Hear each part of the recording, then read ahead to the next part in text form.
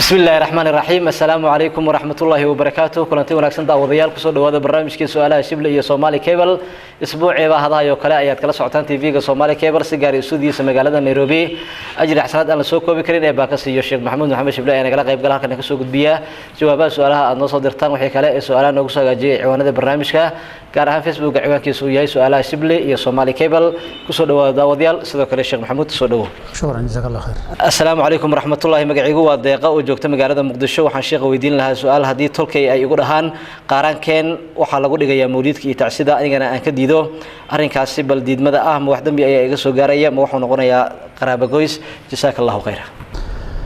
bismillah alhamdulillah wassalatu wassalamu ala rasulillah ba'd dadka qofku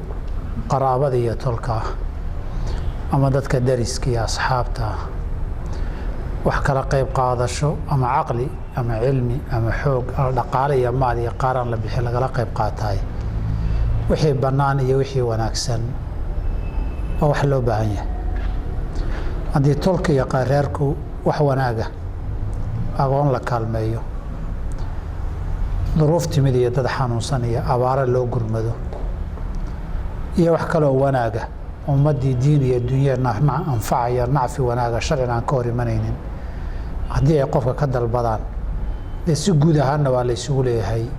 si gaar ahaanna sharcigu waxyaabo saas oo kaleeto oo tolka iyo intii qaraabada hoose ah xuquuq uu ka dhaxaysiiyey baa jira wixii dambi iyo macsiyo ah tol iyo waalid walaal iyo saaxiib iyo urur iyo koox iyo deegaan iyo deris midna in lagu adeeco ma banaana qofka marka koobaad inuu adeeco kana dambeeyo u hoggaansamo Allah baa kulli subhanahu wa ta'ala wax kasta oo ka hor imanaya Allah inuu adeeco ama Allah uusan raali ka ahayn cid kale in lagu adeeco ma banaana la ta'ata li makhluuqin fi ma'siyati Allah qaraabo goysna maaha qofku haduu xataa labada waalid tol kale iska badaayo ka koreeya labada waalid hadaa dambi iyo macsiyo ka diido caasil waalid maaha ajir baad ka heli diidada ku dambaaymayst wuxuu ku qaadi soo gad wuxuu ku sigaari soo gad wuxuu rabaa xus xaaraan iyo bidca iyo mawlid baan dhigayaa buu yiri waxyaabaha saas oo kale ma banaana in la ateeco tolka qaaraanka in lagu darano ma banaana ku daritaankana wad ku dambaabi diidadana hadaa dambi ka cararaysa ajir baad ka heli waxaan leeyahay dambi aad ka cararayso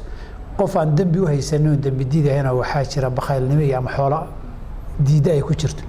qofkii laakiin ilaahay dartii wax uga taga inuu dambi iyo waxaan khaldan yahay uga taga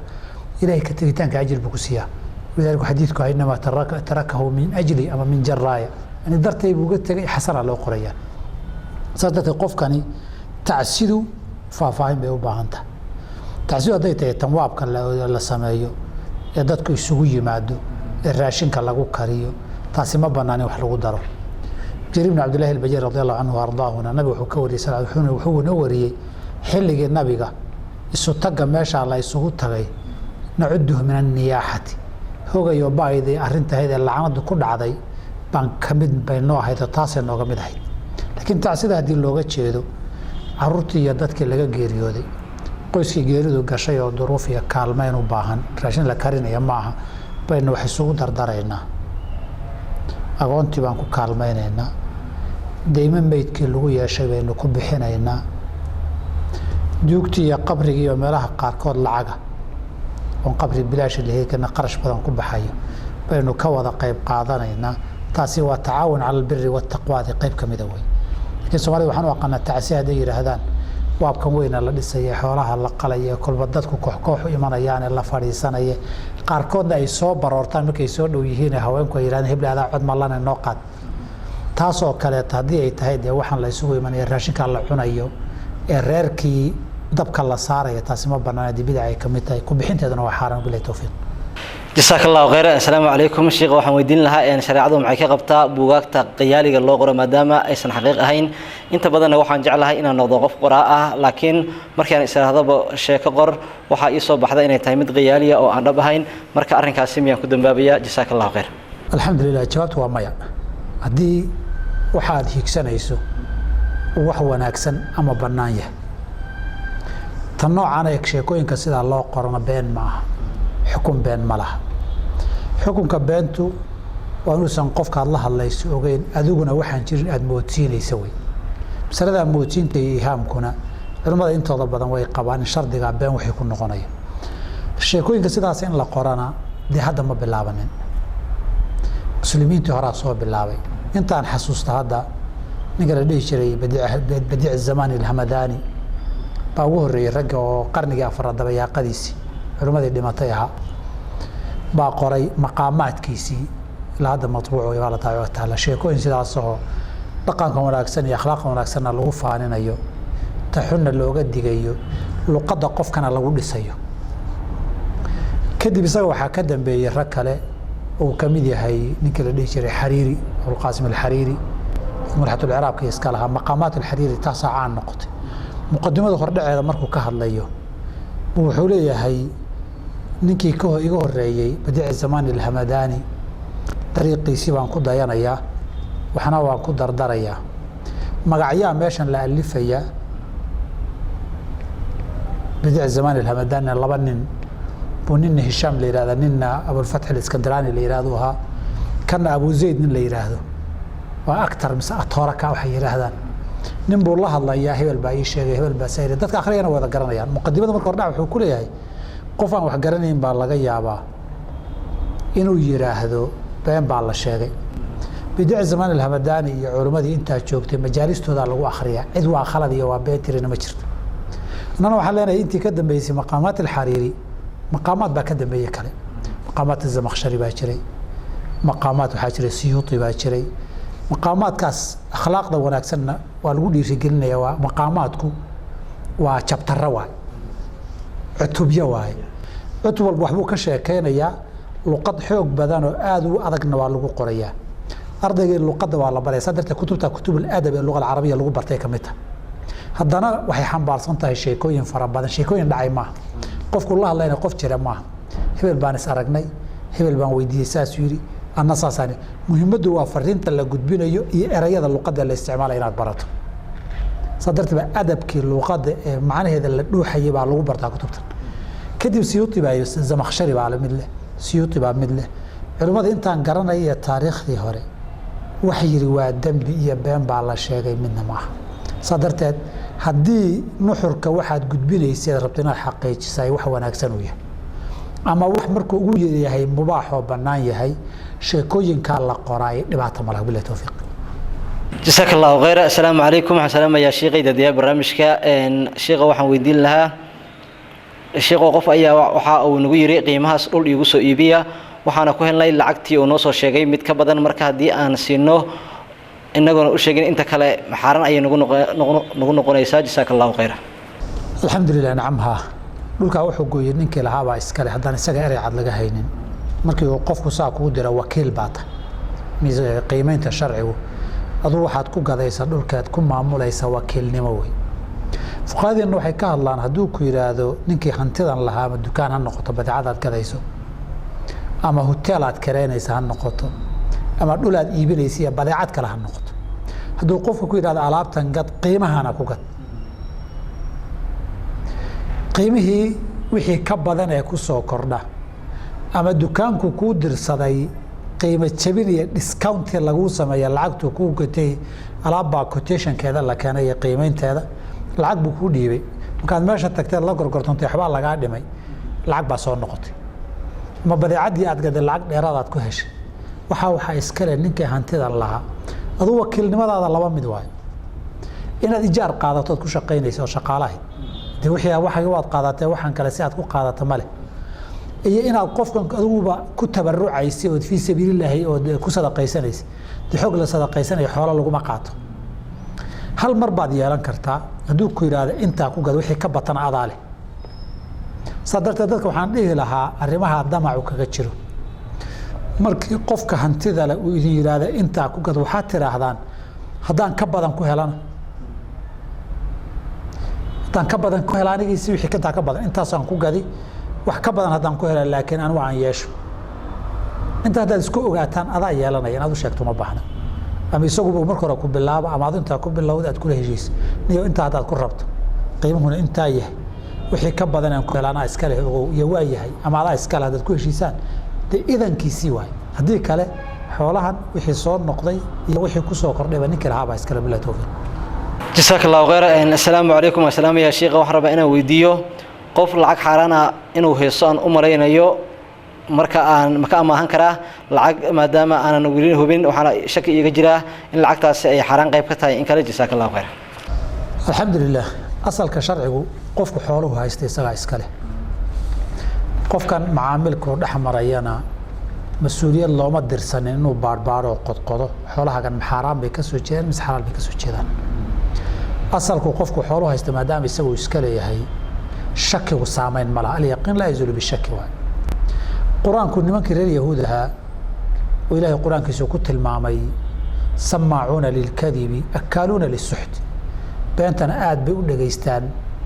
bahasho u sheegaan xaaraantana aad bay u cunaan lana og yahay inay ribadana cuni jireen xaaraan badanna cuni jireen nabigu suuqa markuu wax ka gadanaya xagee ka keenteen xoolaha ma dhihi jiro markii jizyada laga qaadaya xagee keenteen lama dhihi jiro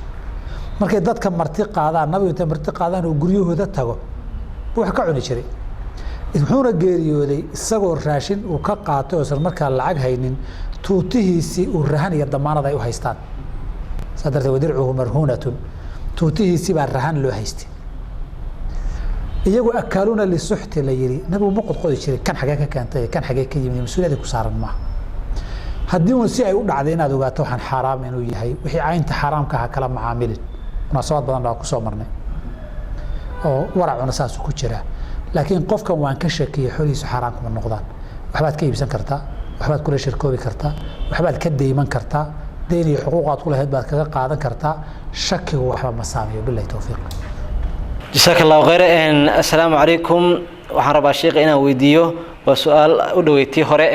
qof wax commission aan nagula heshiinin hadii aan dul saarano madambe ayaa naga soo gaaraya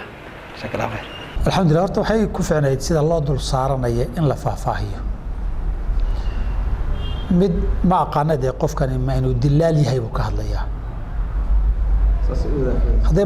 masalada dilaalka tahay masalada dilaalku dee qiimana waa laga heshiin karaa qofku inuu xuquuq leeyahay oo wax yeelanayana curfigaa sheegaya taban qofkan la dirsanaya ama shaqaynayaay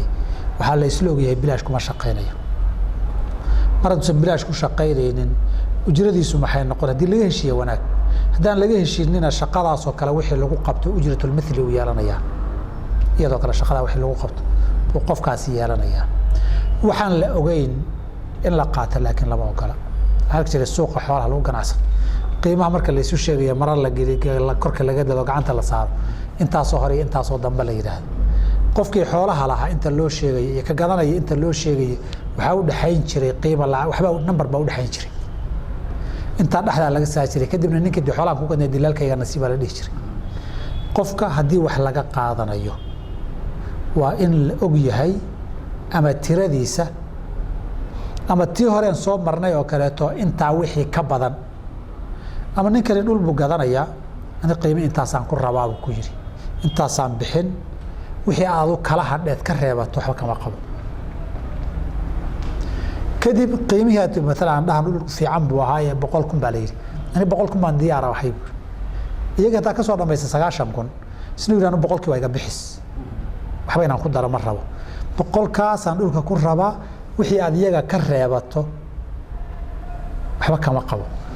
iyagii inaad ku tiraahdo dhulkaa 100 baa lagu rabaa ma ku gadanaysaan ama 110 ma ku gadanaysaan ood ka soo dhamaysa 110 inay ku gataan hadduu dhulku iibinaya isagu aad tiraahda 100kaagii waa kan wixii dheerna anaa qaatay tii wakaaladan soo marko kale noqon inuu mabda ahaan kuu fasaxo intaa wixii dheer iyo wixii waa la mid inaad wax go-aan isku ogaataan wax la yaqaano way laakiin sicirka lagu shaqaynayo majhuulka ah caqdi la galayo iyo shaqo la qabanayo oo wixii la qaadanayo uu majhuul yahay lama ogola billahi tawfiiq جزاك الله خير السلام عليكم waxaan salaamayaa sheekha sheekha waxaan rabaa inaan weydiiyo dhul aan iibsaday oo dhaqaalo oo ku kordhay isagoo qaabkee looga bixiyaa waxaan rabaa bal sheekho inaan isharaxdo sida aan uga bixin karo ma hal mar ayaa laga bixinayaa sanadkii mar baa laga bixinayaa markaan iska sii iibiyo ayaan hal mar ka wada bixinayaa sidoo kale dadka aan sagadaas siinayo ka waran haddii ay ka mid yihiin suuragal ma tahay walaashay ayeeyaday hooyaday habartay iyo dad kale oo aan ehelnahay جزاك الله خير alxamdulilah su-aashu waa laba qaybood qaybna waa zakada si looga bixinayo qaybna waxa weeye dadka la siinayo su'aasha koobaad ee qaybta zakada looga bixinayo waxa ka horeeya dhulkani ma badeecad sida tii dukaanka tiile ganacsi u talba oo mar walba inaad iibiso iyo market iyo suuq iyo waxa ku kordhiyo waan iibinaya aad leedahay hadday arintu sidaas tahay oo kolba suuqa dhigayso kolba dilaal u dirayso ama suuq saad ugu gadatay ganacsi inaad sii gadgada ay tahay badeecada dukaanka taala way sanad walba laga zakeenayaa markaad xisaabta sanadka xirayso baa qiimaha ugu yar ee lagu gadi karo aadan hoos u dhaafaynin baa sida badeecadii xisaabi kaasaadna boqolkiiba 2 ama 2.5%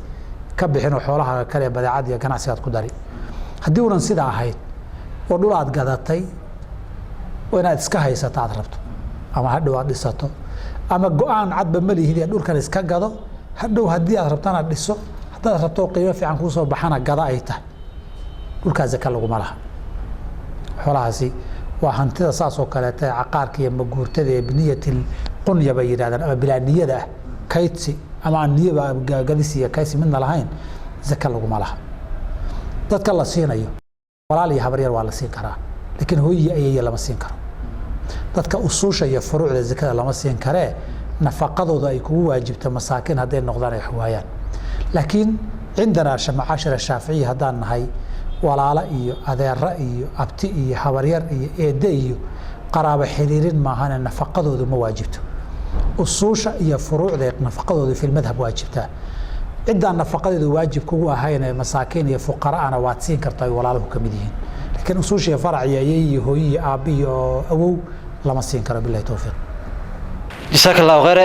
السلام عليكم ورحمة الله يا شيخ يوريها مقعيقو وسكرية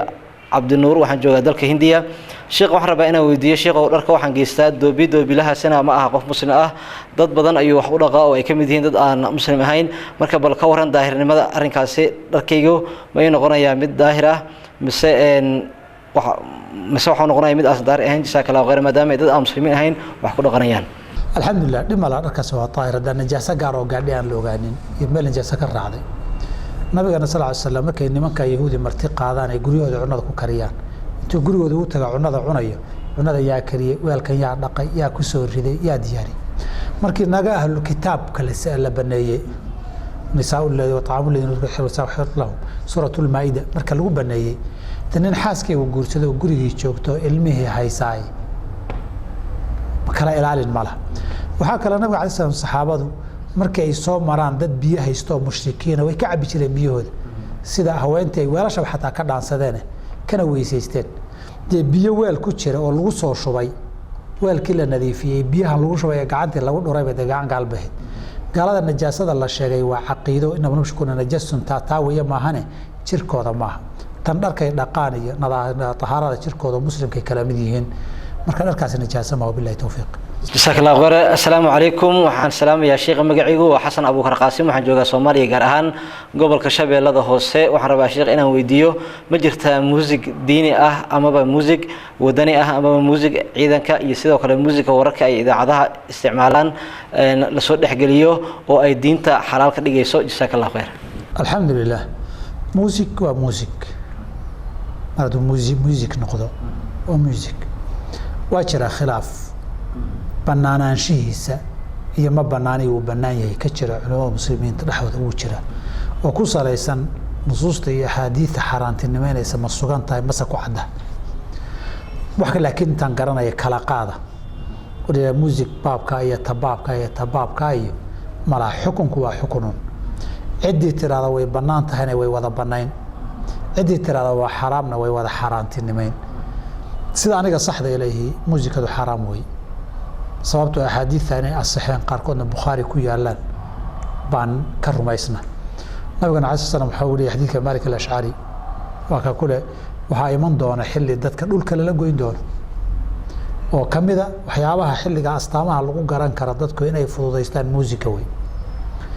markii dadka saddex baa dhici doonta nabigu xadiis badan uu ku yiri khasfun wa maskhun wa qadfun dhulka la gooyo iyo dad ama samada wax lagaga soo tuuraan la gareeyay wuxuu yahay ama iyagiiba ma cid la lagu tuuro fog iyo dad say dad u hayaan daanyari iyo doofaar laga dhigo goormay dhici doontaa saddex calaamadood banagu soo xisaaban markii khamriga banaanka loola baxo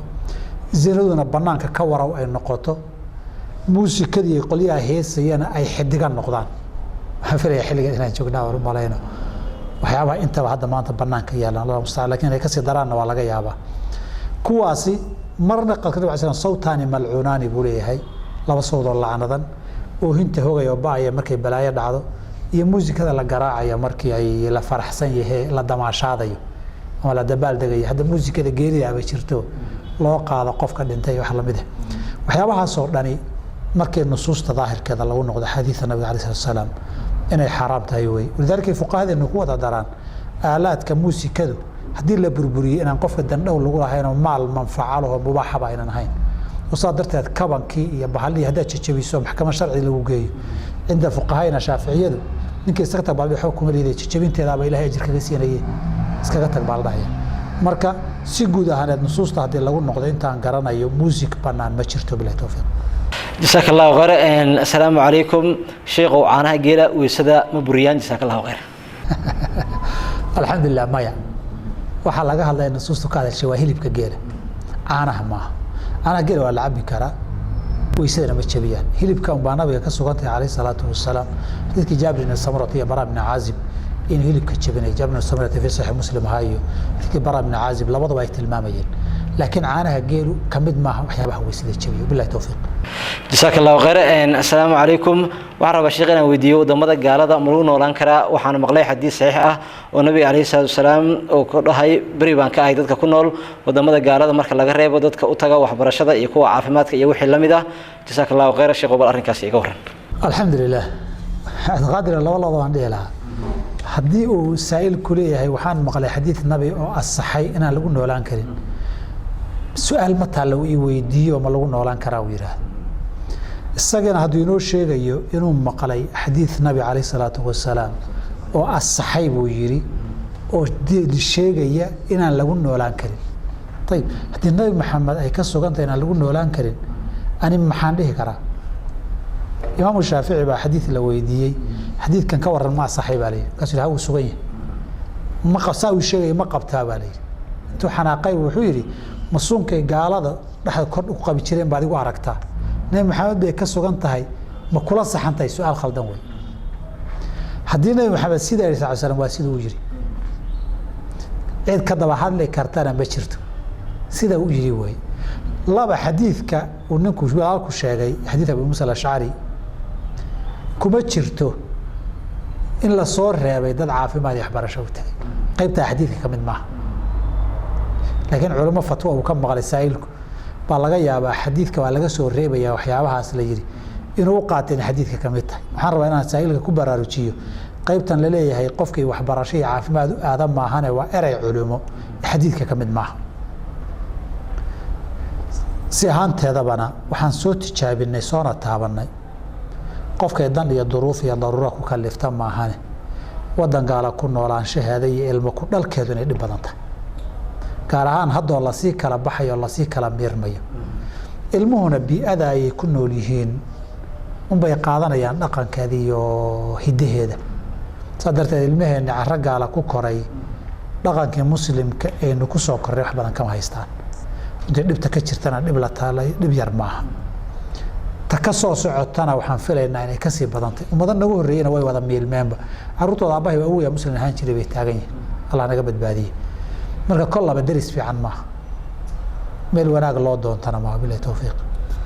جزاك الله خير السلام عليكم magacaygu waa Cabdi Fataax waxaan joogaa magaalada Minneapolis ee gobolka Minnesota dalka Mareykanka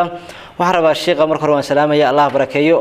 waqti waxa jiray sheekh oo aan yaraa barse aan qaangaar ahaa marka xilligaasi waxa jirtay in salaada ay iga tagtagi jirtay sidoo kale soonka laakiin igama wada tagi jirin oo marka qaar waan tukan jiray waana soomi jiray alxamdulillah hadda oo aan soo weynaadayna si aad ayaan ugu dadaalaa oo wax waajib ah ima dhaafaa marka su'aasheedu waxay noqonaysaa salaada iyo soonkii aan i xisaabsanayn isla markaana iga tagi jiray sideen u soo celiyaa sidoo kale waxaan rabaa inaan weydiiyo marka ay qalligu leeyahay in qallo ma ii suuragal ah in aan sunno markaas aan furiyo ama aan tukado sida salaatu leelka oo kale ma sanad sheekhow jazakallahu khayr alxamdulillah wala su'aalood Abdul Qaadir su'aasha hore طبعا de qofku wixii uu dayacayso oo qaangaara waa dambi qofkan saa'ilkii su'aashan qabiya dadka la midka waxa looga baahan yahay in Ilaahay u toobad keenaan oo dambi dhaaf badan weydiistaan oo tawbada iyo dambi dhaafka lafteedu ay daa'imaan qof kastoo muslimaana sidaa laga rabaa inuu daa'imo qofkii dembi uu galay oo waaweyn isku ogna kaba sii daran inuu towbada iyo dambi dhaaf weydiisadka iyo ilaahay u soo noqdo inuu daa'imaa laga doonayaa marka labaad salaadihii iyo soonkii lagu lahaa inta uu isleeyahay intaasay dhannayd ama uu qiyaasi karana uu qadaynaya inta kale ilaahay muu dambi dhaaf weydiisanaya acmaasha saalixa uu badinayo towbadaan rajaynayna in lagu dhaafo su-aasha qaybta labaad oo sunno ma tukan karaan oo qada laygu leeyahay haa waa la tukan karaa gaar ahaan sunnada waqti kale ama salaatuleil ha noqoto ama taduxada barqiga barqadii la tukada ha noqoto ama kuwa salaadaha ka horeeya ka dambeeya ha noqoto isagoo soon qadaa lagu leeyahayna soon sunna waa soomi karaa ama isniin iyo khamiis ha noqoto ama sawm carafa iyo yawm ashura iyo maalmaha fadliga badan ha noqdaan uu ka asaxayaa qofku qadihiina inuu ku dadaalaa laga rabaa wabillahi tawfiiq جزاك الله خير سؤال شو قدم بيست تضبط كم برنامج كأي واحد هاي قف أن فاتحة السفي عن وآخرين كرين شيء حروفها قاركودنا أنسون رأسنا نقول واقع كرين إن صلاة ملوك حرام كلا جزاك الله خيره أما بكورن صلاة ديس أما صلاة ديس كورن السلام عليكم الحمد لله سؤال شو والله ما قيبوده إسقى صلاة ديس مع الصحة يسا طبعا ضدك واكل الله قف حروفها وننسحينين أو حابة كبدلي كرين لحنيقة أو آخرين أي حابة كبدلي كرين قف بعرب لا وحروف تقاركود كرين قف بيئدي اللقادي وكل شيء كو أذكتها وقت اللي حروف تقاركود إنه كرو حروف تقاركود بابا سيدو ضبا وأذك أما ماشي كسو بحان عربيهان أما كلا صار كودا لذلك فقهاء الشافعية حرف لقتها حرف للاحمي مركي هذا الكات كيان ضاد كي ضاده bay ka soo reebeen qaarkood ay dhaxeen labada kala saarkood aad buu adag yahay dadweynahana ma ba kala saari karaan dadka caamada nin talibul cilmi oo quraanka iyo makharijti iyo ahkaamu tajwiid si fiican u sii hoos dhaxgalay maahane dadweynuhu ma ba kala saari karaan kuwa salaadooda yaan laga burin bay dhaxeen nin baa cajama qadiisu ku soo weeraday xay cayn ma balahaba inuu bay ku adkaanaysa nin baan inta midna aan ahayn عربكيسا صحمي كره لكن معلم في عنو الصحابة هلين معلم كيسيبها ولا الله اللي له وضاد كي بانكرين أم حروف بانكرين ما هي معلم هذا بك صح تذكر صلاة ضد ويا صحيسة يجوا هذا يستكيانا ويا صحيسة ولا يكلف الله نفسا إلا وسعها نفترض أن إلهي سبحانه وتعالى قف وحسن أودين إلهي مصاري قف كي معلمين تينا هيست حروف تينا صحي كره أصلا دن كلا هين تد إمام أمان نقون كره waxa laga hadlay salaadiisu li daruura muwaasixi way iyaga inuu tukiyo salaadooda daruura uma gaar ahaan laxniga jeliga hadii uu yahay ama xuruuf laga tagayo ama macnaheedu bedelayo طبعا haduu macnaheedu bedelmayo an'amta alayhim bu an'amtu yiri oo goday an'amti hoos dhigay iyyaka na'budu nuunkiibu ta u bedelay waxyaabaha macnaha bedelaya haddii uu la yimaado isaga salaadiisu way buraysaa hadduu awoodi karo ama uu garanayo hadduusan sidii wixii garanaynin faatixo dhan baan qofkaan garanaynin bay salaadiisu qadarkeeda adkaan intuu akhriyo ay asaxdaa qofkii qayb garanayaay almaysuuru laa yasqutu bilmacsuuri waay intii la awoodi lagaaga cafin maayo inaadan awoodin darteed laakiin waxaa nasiib darraa inuu qofku muslim ku dhex koro muslim yahay dugsiyada hareerihiisa yihiin ku waayeelo weligiiba qur-aan iska sax uusan dhihin arintaas arrin qabanin way qofka muslimka saas darteed qofkaan isagu sixi karin dadku isan imaam u noqonin allahumma inay la wada mid bay yihiin maahane qof akhri yaqaanay inuu ku daba tukado imaam ka dhigto qof aan xuruuftii wada saxaynin daruura ma aha tanna ninkii ka asaxday daruura uga asaxday dadka kalena asxaabu daruura ma billahi tawfiiq جزاك الله خير أجل حسنا أنا سوكو بكرين باكسي وحوها الشيخ محمد شبلي وبرنامجك سؤالها شبلي صومالي كيبل ألا بنقرأ سوق يبقى لسه مركان هالكن قصة قديمة يي جوابها سؤالها نوصل درتين وهيك لا سؤال نقص جاي عوان هذا برنامج شجر عن فيسبوك عوان كيسوياي سؤالها شبلي صومالي كيبل أنت عندك بكل مدونه ثبات كان أنت أيام قصة جبينها لك فرصة مدي كاميرا وحوها عبد الله أحمد علي وعبد القادر من عبد الله دكتور في سيدا أنا بتقولي والسلام عليكم ورحمة الله وبركاته. محمد جزاك الله خير.